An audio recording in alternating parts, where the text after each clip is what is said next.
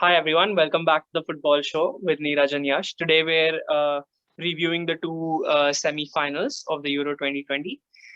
Two very exciting games, Neeraj. I'll probably start with the first one, Italy versus Spain. What are your thoughts on the game? Were Italy deserved winners? It was a fabulous game, Yash. I think it was one of the games of the tournament. Though we didn't see the same amount of goals as we saw in some of the round of 16 games, I think it was a clash of two teams that really deserved to be there. A very tactical battle. And on the question, did Italy deserve? On the night, I think probably Spain shaded it. Actually, more than shaded it. They played a lot better than Italy on the night. But like I told you before during the preview, Italy knows game management, and that's come out at the end of the game. Because if it was another team, I think they would have been 3-1 down with the way Spain played and the team they set up. Italy knows how to manage the game. They have two of the best in the business in the middle, right? Bonucci and Chiellini. So that played a huge factor. So it did. It's interesting because on the tactics side, it did take a very well constructed goal to beat the likes of Chiellini and Bonucci. So it was probably Morata over there in the middle, orchestrating it when completely changed the game with that one substitution. And we kind of diss Morata a little bit, but his performance yesterday was, in the semi was really good. I felt, and good substitution as well, bringing him on to change the game. So, what are your thoughts? Was it the right team? We saw that Spain actually completely took it against Italy, but was it the right team not having a proper centre forward like Morata starting? Yeah, that's actually. I don't think the balance of the team was right. Even though the players that started were quite good, Dani Olmo played really well, and I remember going back to the our preview, and I've got a lot of things wrong, but Dani Almo wasn't something that I got wrong, so I'm kind of happy about that. But I felt Morata should have started the game, judging by his influence, and I don't know what Oyarzabal was doing over there on the pitch. You were right in saying that Italy would have been 3-0 down. Only if Oyarzabal would have been off and Morata would have been on a little earlier. But according to me, Oyarzabal shouldn't have started the game. Because there were three very good midfielders there who were doing a lot of work.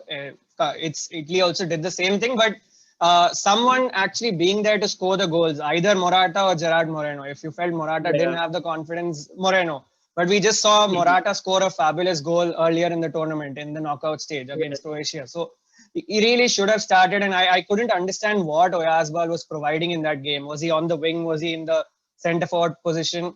What what Enrique tried was to make it a very fluid system, and it actually worked. But there was nobody in the middle to score the goals when they were creating so much. I agree with that. And on Italy's perspective, actually, they had one moment of real quality, but that goal from Chiesa was something else, absolutely. And judging by the fact that Chiesa starts on the right and he found himself on the left, and he just bent it beyond Simon. That was just a crazy goal. I still remember. I think when we were watching 30th minute, you had substitutes warming up, right? I thought Chiesa was going to be off in the first half itself, and it would have been very hard for the guy in a semi-final being subbed off in 30 minutes. And I actually thought that was going to happen. And the way he popped up after that was just amazing, right? That's the thing with Italy. They've got this solid backline, and they've got one player who comes up with this moment of quality in every game. I mean, it was Locatelli. We've seen Berardi. We've seen Spinazzola. We've seen Barella, Insigne, Chiesa. And it's like they're not dependent on this one single player for the moment of quality. That makes it very. That makes them extremely dangerous to play. But just moving on to the penalties, and when it came down to the clutch moments, how prepared do you think was Spain for a second shootout, coming from the first one, and how do you think Italy managed it? I think historically, I'm not sure about the facts, but I think Italy is pretty good with the penalty shootouts. Usually, Spain came through a shootout, so I think they couldn't have been more prepared than this, right? They knew who missed in the previous shootout.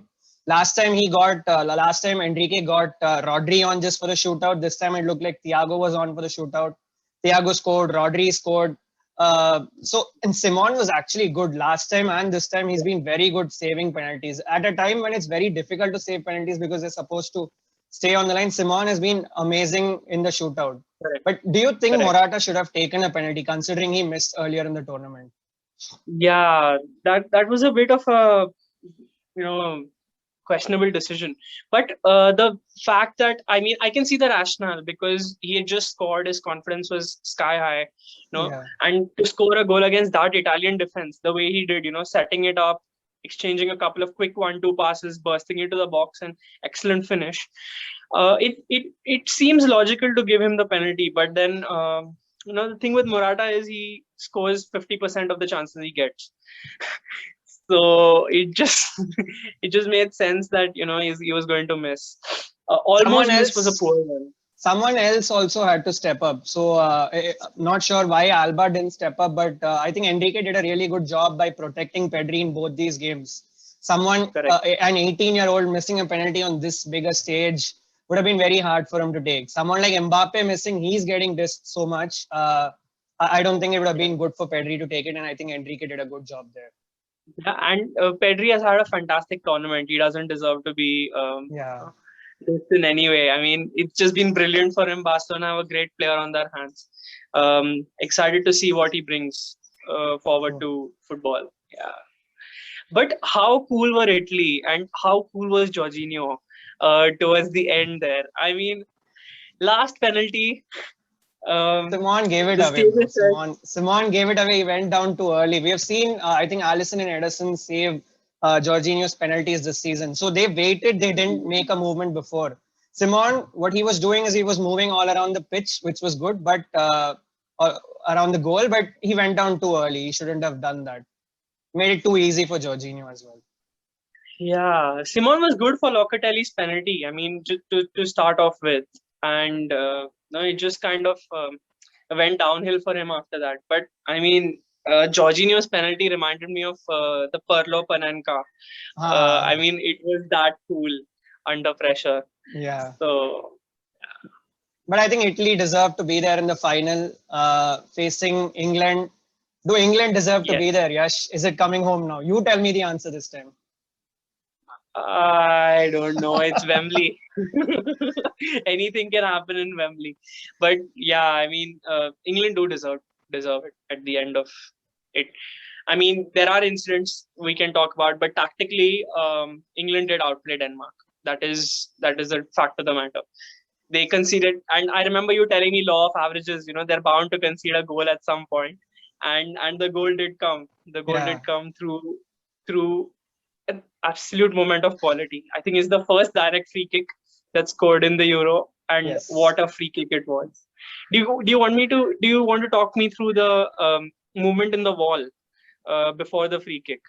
Yeah, I saw it after the game. I didn't realize it when the free kick was taken. So there was a gap visible for the keeper to actually see the shot taken. But slowly, three people who were in the wall from Denmark moved to cover that space, and that's the reason Pickford was so late to react. If that move hadn't happened, I think Pickford would have saved it, because though it was an amazing penalty curled beautifully, it was not right in the top right corner, which Pickford might never have saved. It was slightly inside, and that's why it's so important, that movement in the wall, which was amazing by Denmark. Very shrewd. And it's so tactically brilliant, just creating.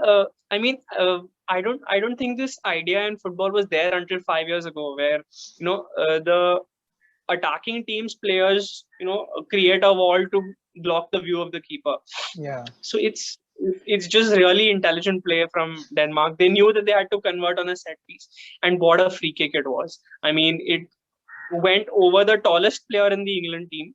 It went over Maguire, and it curled and it dipped right under the bar. Even though it wasn't in the top corner, there was enough pace on it to beat But Exactly. going on from that, that was one moment of quality we saw from Denmark. But then after that, they really struggled to impose themselves on the game. England reacted superbly. No one was picking up Harry Kane when he dropped deep. And one aspect of Harry Kane's play, we all talk about his goal scoring, but the Hmm. ability to play the pass, the ability to play that through ball, that's one aspect of his game that has just imploded over the last few seasons. And what a ball it was, straight behind the Denmark defense. We've seen this all season, right? With him and Son linking up. It was just the same. Only thing is, it was on the other side. Son would usually be on the left, but he dropped in, played that ball in for Saka to run in, and Saka kept his cool, and it was a good ball that led to the own goal. Yeah, own goals. How many of them have we seen this Euro? It's just been Double the top scorer, right? I think Shik and Ronaldo have 5 own goals. Is up with 11 or 12 now, and yeah, you might see one more in the final as well. yeah. I'm hoping not. It'll be cruel on any player to Whoever. score an own goal in the final. Yeah, very But cruel on the captain, right? Denmark captain, who's really held Denmark in such a high regard this tournament after correct. everything that they've gone through. I felt pretty bad for him. I felt pretty bad for Schmeichel. Schmeichel saving that penalty and Yes, going in off a rebound. Two of the men who have really stood above correct. everybody, not in terms of the game, but in terms of people as men. Mhm. They were at the end of this. I felt pretty bad at the end of the day. Cruel game, cruel game. Yeah, really. But going up to that penalty, before the penalty, do you think the substitutions Denmark made, invited the pressure from England at some point? I didn't understand the reason to bring off Damsgaard and Dahlberg so early. Then they are not 32-year-old men who would struggle to stay for 75, 80 minutes.